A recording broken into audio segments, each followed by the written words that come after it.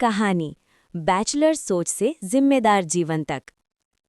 राहुल एक खुशमिजाज लड़का था। कॉलेज के बाद भी उसकी जिंदगी बिल्कुल बैचलर जैसी ही थी। दोस्तों के साथ घूमना, देर रात तक बाहर रहना, पार्टी करना और घर की जिम्मेदारियों से दूर रहना। कुछ समय बाद राहुल की शादी हो गई। घर में सबको लगा कि अब राहुल बदल जाएगा, लेकिन ऐसा नहीं हुआ। शादी के बाद भी बैचलर जिंदगी।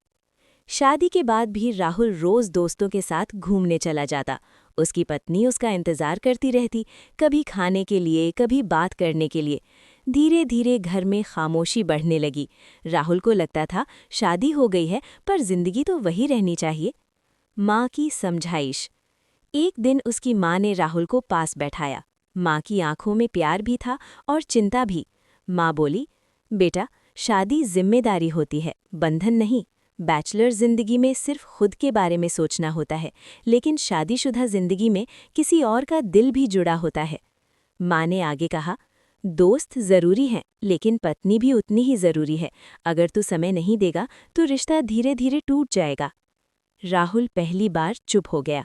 उसे एहसास हुआ कि उसने बिना जाने अपनी पत्नी को कितना अकेला कर दिया था। बदलाव की शुरुआत। अगले दिन से राहुल ने खुद को बदलना शुरू किया।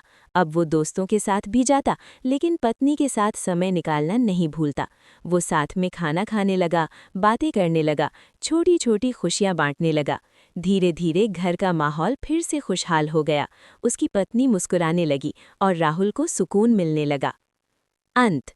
राहुल समझ गया था, संतुलन ही खुशहाल शादी की असली चाबी है। कहानी की सीख।